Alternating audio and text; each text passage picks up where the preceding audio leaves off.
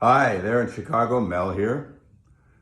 The voice crying out from the wilderness of Malibu to lend that voice for your support and encouragement at your rally today. The Coalition for Canceled Priests. I mean, it's not hard to believe that there is now such a thing, as personally I know many priests who have been canceled. But not for the reasons you'd think. I mean, it's not like they did a hit and run drive and left the scene of the crime or embezzled church funds, stole the altar wine, or committed some other heinous crime. No, not at all. And who's persecuting them? Well, their own bishops. How's that? Yep.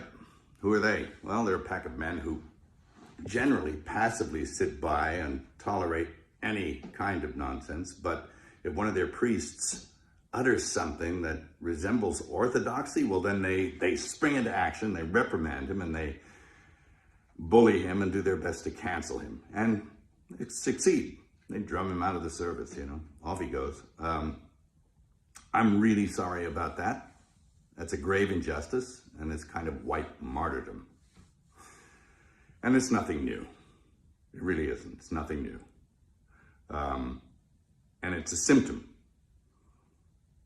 It's a symptom of a very deep sickness that afflicts the church.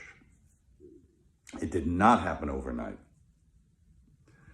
If anyone's familiar with the missives of Archbishop Viganò, he says that the seeds of erosion of the church were sown with the reforms of Vatican II, and I agree with him.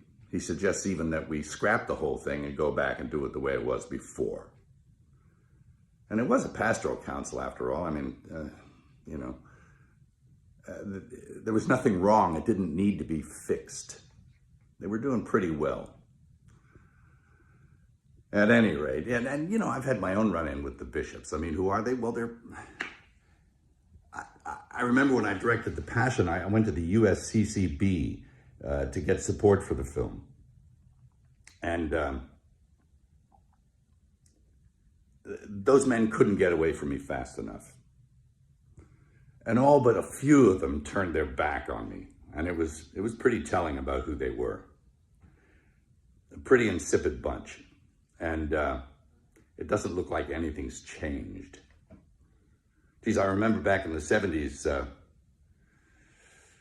old priests, good priests, who were bullied and persecuted by their bishops. There was a rash of it back then also, and it was because they wanted to maintain what it was that they were ordained to do. They didn't want to go along with the new liturgy and the reforms of Vatican II, and so that they were really heavily leaned on. It was never abrogated, the old Mass, never, and it still hasn't been.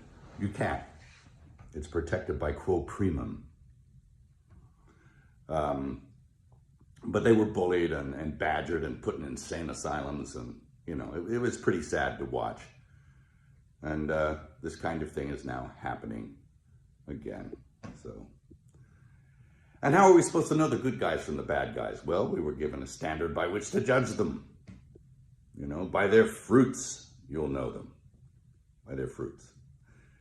Anybody seen any good fruit lately? Well, it's tough.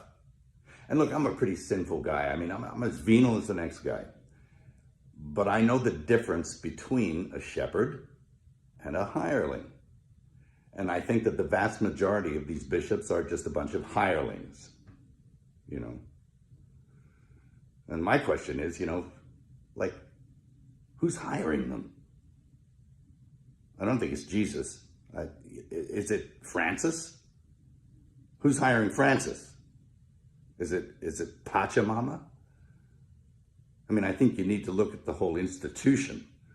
And, I'll quote Archbishop Viganò again in saying that he believes that there was a parallel counterfeit church set up to eclipse the real one. He's suggesting usurpation or an inside job. It seems that way.